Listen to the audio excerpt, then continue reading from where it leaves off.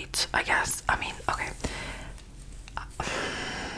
I would say the first two books are like 4.5, so like almost 5 stars, and the rest is 5 stars. Also, I'm adding in like a bonus, which I didn't add here because I read them in 2021, so technically it doesn't count, but I did reread the Cruel Prince trilogy, 5 stars, and I also reread the Arrow Fire, which is the fourth book, I think, in the Throne of Glass series. Also 5 stars. So yeah, these are the books, the actual books I read in 2022. One of them I started reading at the end of December and I finished it in January, so technically it's a 2023 book, but I knew I loved it when I started reading it in December, so I'm adding it, okay? Okay, so let's just get right into it, okay? So first we have the Wilderwood duology. So first we have For the Wolf and For the Throne. So this book, I don't remember what I rated it. I think I rated this book like 3.5. I didn't love this one, but for some reason I just adored the second book. I don't know why. So we have For the Throne. So this follows our two main characters, Red and Neve, and they are twins. So the first book follows Red, and the second book, this one, follows Neve. So Neve and Red, they both of them basically have like a purpose even before they were born. So Neve's purpose was always to become queen, and Red's purpose was to be sacrificed to the wolf, okay? For the wolf. For the Throne, it's in the name.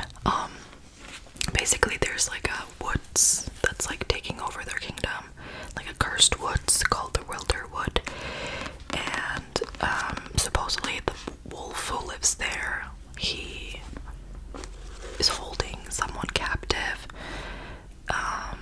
that the kingdom want freed. So by sacrificing Red, they're hoping that he will release them and like everything will be great. Obviously that's not quite what happens. It's a YA, I forgot to mention that. Fantasy, obviously. Yeah, I didn't love the first book, but for some reason I finished this in like a day, and I just really enjoyed the second book. I personally like the romance more. I found the ending to be very like bittersweet. I don't know. I had a bit of a hangover when I finished it, and I don't know. I just really liked this book.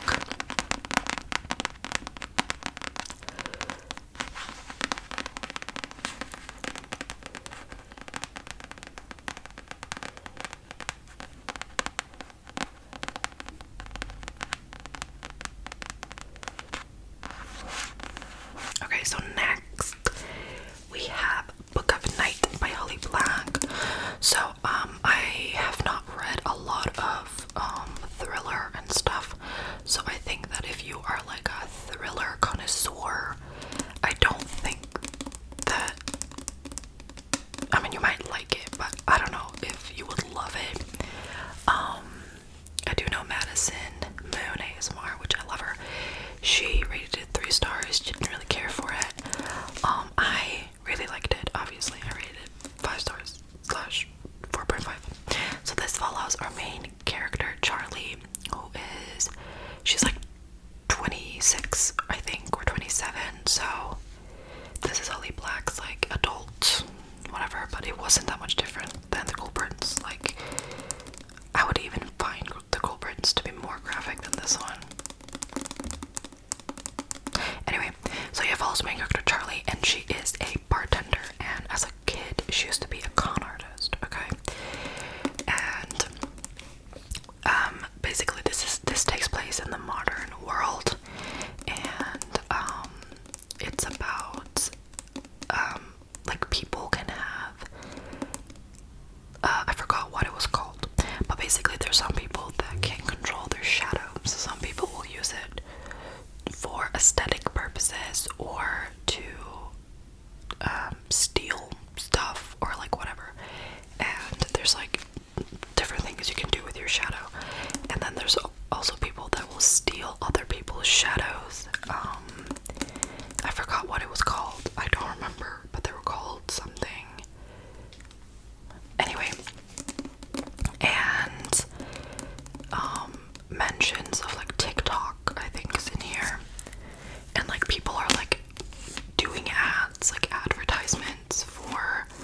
shadows, and like there's like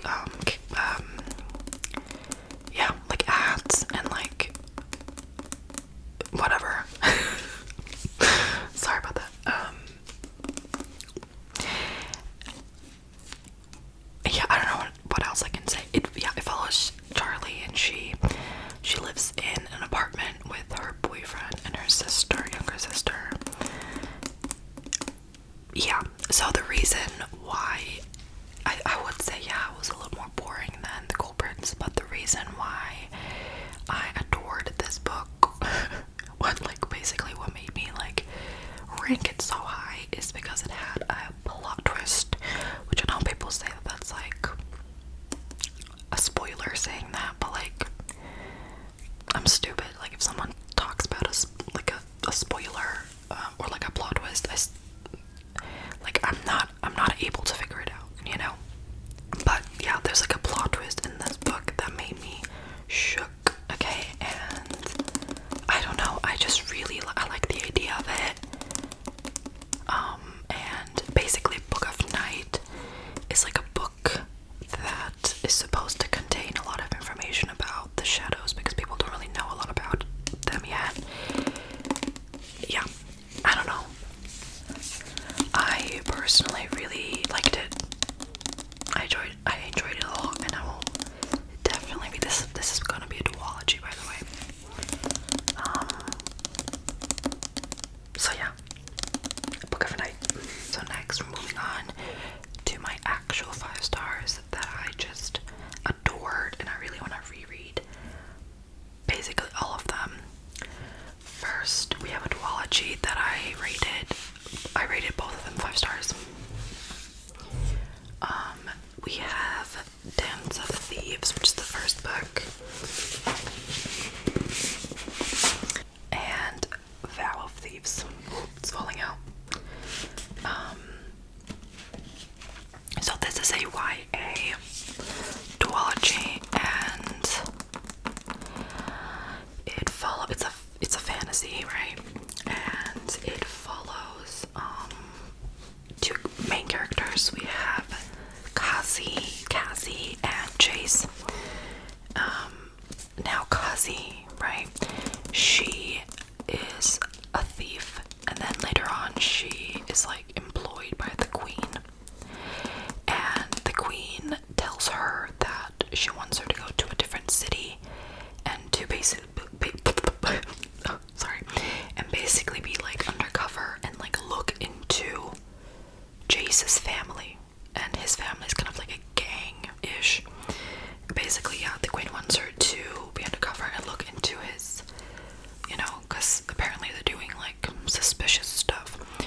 So Kazi, along with her 2 other friends, go to his city, and I was told that this was like a slow burn, enemies to lovers, and yeah, it is an enemies to lovers, but like it doesn't last very long. They kiss within a couple chapters. Like the enemies, it's not slower. Okay, it's not. It is enemies to lovers, but again, it doesn't last very long. They like fall in love pretty fast. So that was the only disappointing part, but the duology made up for it. I really, really loved this duology.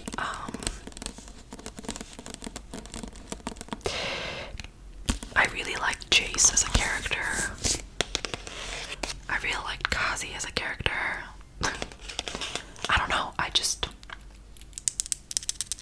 really liked it. And I really want to reread this duology.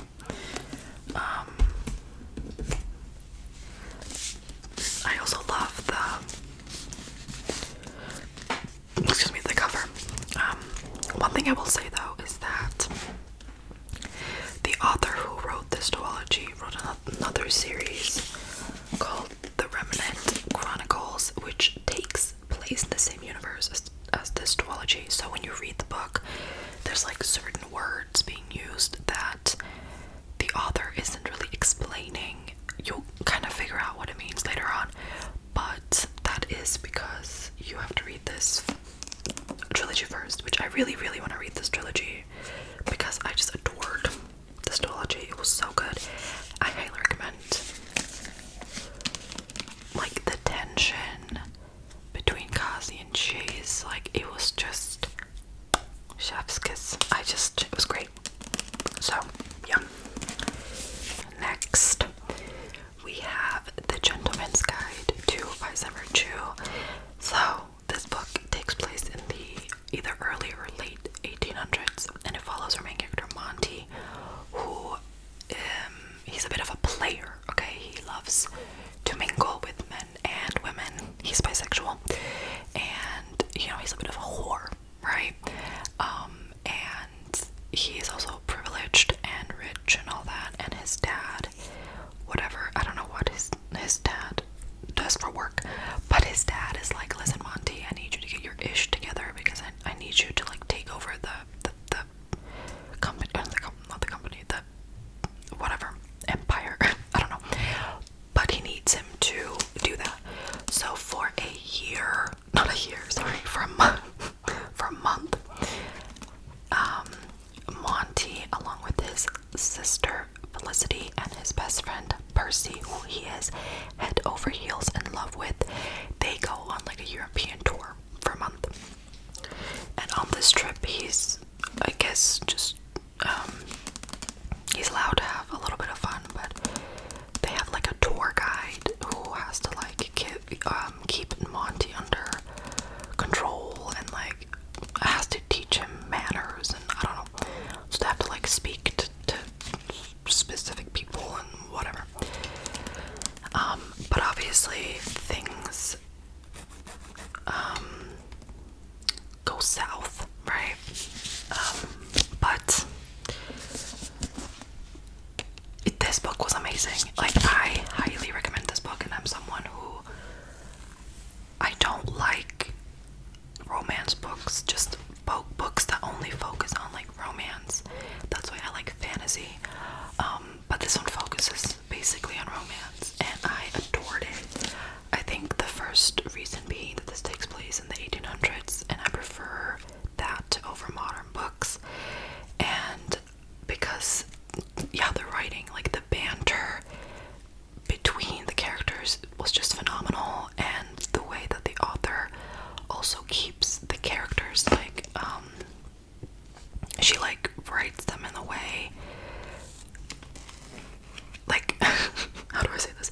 She like makes them kind of ignorant. Like, she makes her main characters kind of ignorant, and like things where they have to be held accountable for certain things, especially in the second book, which I cannot wait to talk about. But I don't know, I just it was so good, and I highly recommend this book.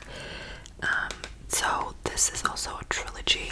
I forgot to say that. Wow, this is a trilogy, but you can read them as standalones. And what I love is the fact that all of the main characters, so there are 3 siblings and there are 3 books, right? And I believe every single one is like in the LGBTQ community. So Monty is bi, his sister is aromantic and asexual, and then they have a younger brother who I believe is gay. I'm not sure though. So I just love the representation, and Monty's also one of my all-time favorite characters. Like, the way that he behaves is very similar to how I behave, the way that he deals with like vulnerability and his sarcasm. Like, Monty's the only book character that I have been able to see myself in. So I highly recommend this book because it was so good. Okay, moving on. So next, we have a big honker of a book. We have Crescent City by Sarah J. Maas. Also a book I want to read. I don't know, I keep saying that. I already said I wanted to read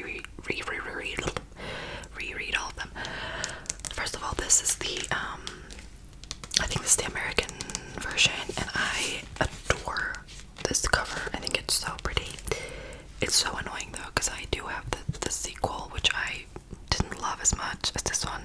This one was 5 stars, the sequel was 3 stars. I'm so disappointed by the second book. But anyway, what was I gonna say? Yeah, and I have the second book in the UK version, so it looks so like this part of it, the spine looks different, which is a little annoying, but it's okay. This one is just gorgeous. I love it. So if I'm sure most of you have heard of Crescent City. If you have not, it follows our main character Bryce, who is half human, half fae, and it is a fantasy, and it is a world in which there are like so many supernatural creatures. Like there's obviously fae, there's mermaids, there's werewolves, vampires, dragons, sprites. They're just a bunch. Angels, demons, like there's just every kind of supernatural creature. Okay, and basically Bryce, she, someone close to her dies, gets murdered, and so Bryce, along with this guy named Hunt, they go on a little they like team up to figure out like how it happened, because there's like more to the story than just the person who died. There's like more to it, so they go on like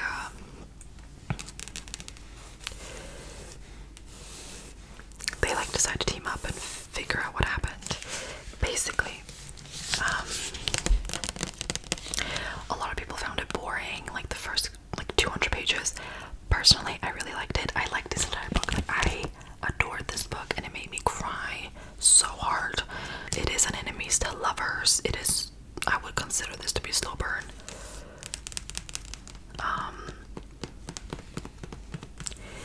It's not that spicy though, I will say, because it is slow burn.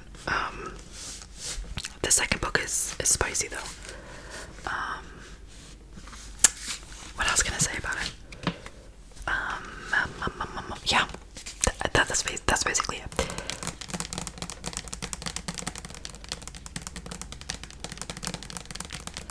I do recommend it, but I didn't love the sequel, which I will also talk about in my next book wrap up.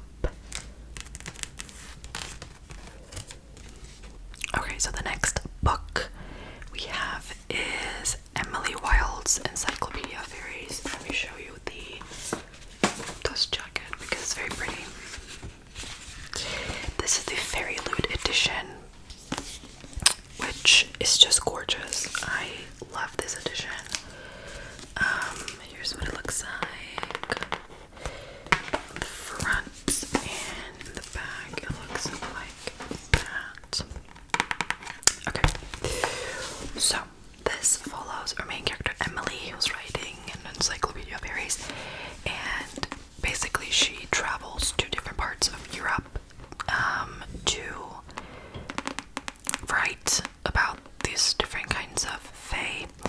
And when we start her journey, she is on her way to a small village in Norway, which at first I thought it was like a real place, but it's not. It's a village that's like close to the North Pole, which there is a village like that, or an island like that in Norway. It's called Svalbard, which is close to the North Pole. So I'm assuming that maybe she was inspired by that. But yeah, so first of all, the fact that it takes place in Scandinavia and I live in Scandinavia, I already felt a connection to the book, and the names that the villagers have is very Scandinavian, and also names that we have here. So obviously I'm a little biased because it takes place in Scandinavia. But anyways, so she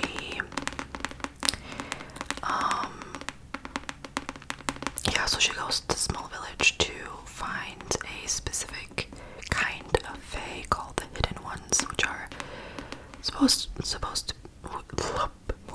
to be like kind of rare. And about 2 weeks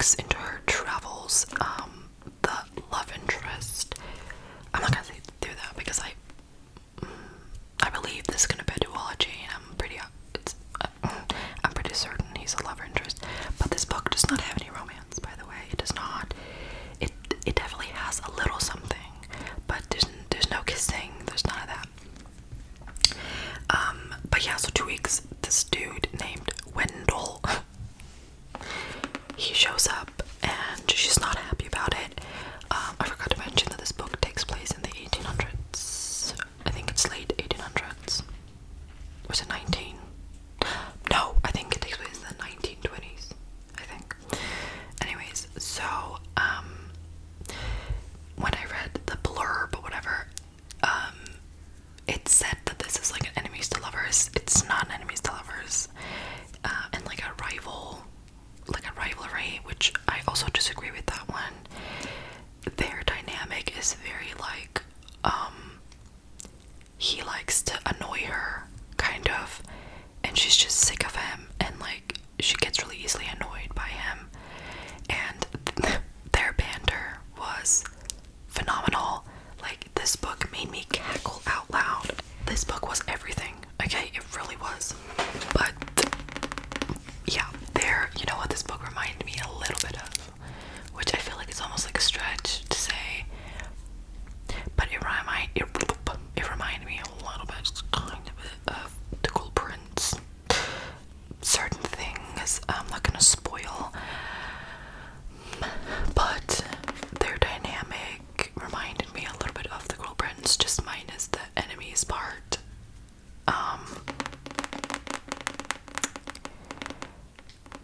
Yeah, and the way that the Fae are described is also very similar to The Cool Prince, and I don't know, there were certain things about it that just reminded me of The Cool Prince, okay? Also, it's very obvious that Emily is like on the autistic spectrum with a lot of her behavior. The author doesn't say that she has autism or anything, but it's just a lot of her behavior is very, I feel like it's kind of obvious that she's on the autistic spectrum. I don't know, I think Emily, I don't know, this book was just really well written. Emily was well written. Wendell, this book was funny, it was witty, it was just everything, and I just adored this book. I really did. So if you have not read it, I highly recommend you do. So now I have 2 books left. The next one we have is also another Fairy Loot special edition.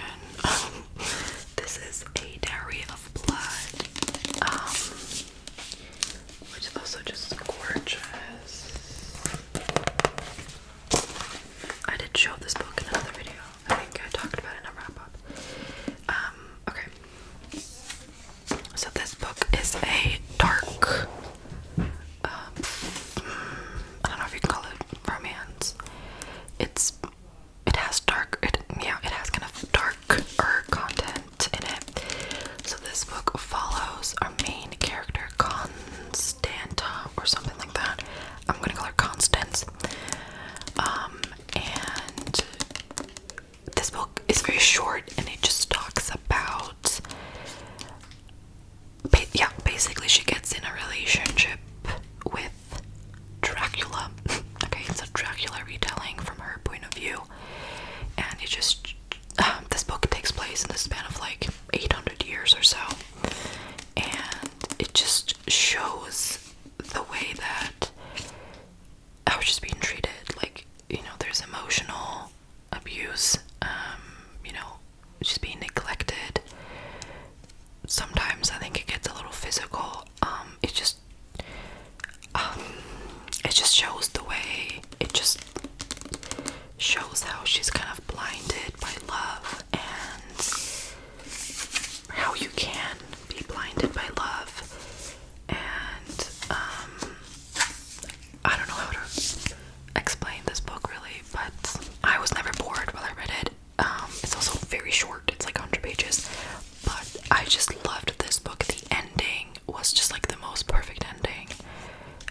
There's also a, what's it called?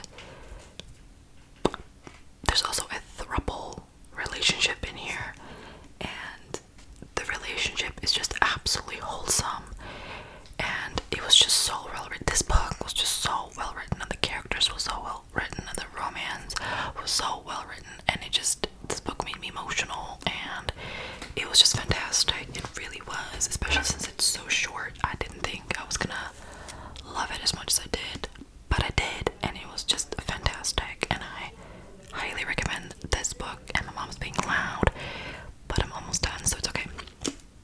Loved this book. So the last book, but this book had everything. It made me laugh, it made me cry, it made me angry, it just made me feel everything.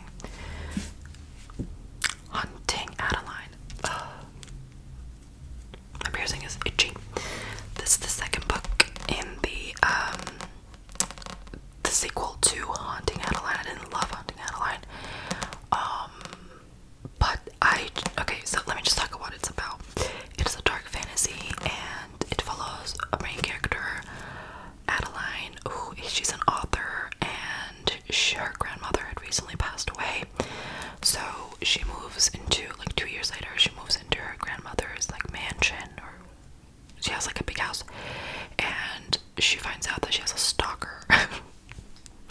And the stalker also has his own POV, and she does get essayed by him, okay, which I didn't love that, but I still decided to read the sequel, and I just loved this book so much. The writing was way better than the first book, and this book was so chaotic, and it was like the anger I felt reading it, and like, you know, made me cry. This book was everything. Like, I just loved this book.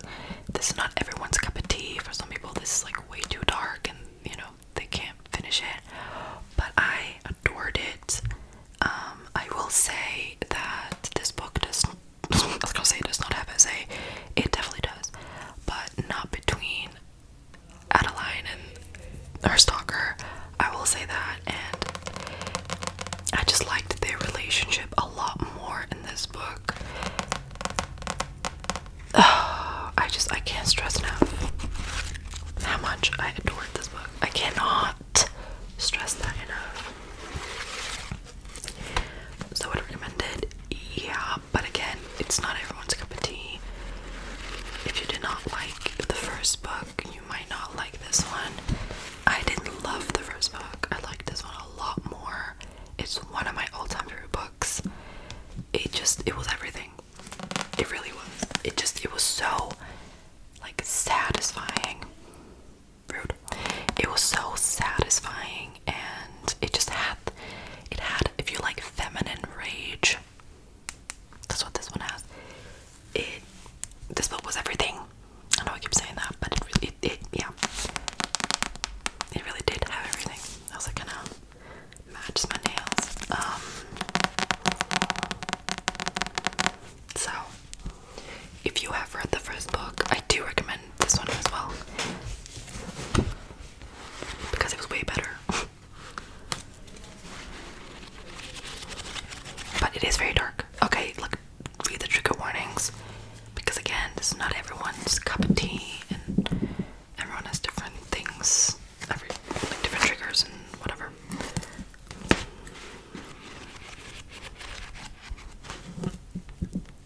So yeah, that was my selection, and those were my favorite books of 2022. I'm sorry that I'm so crap at explaining the plot sometimes, but yeah. So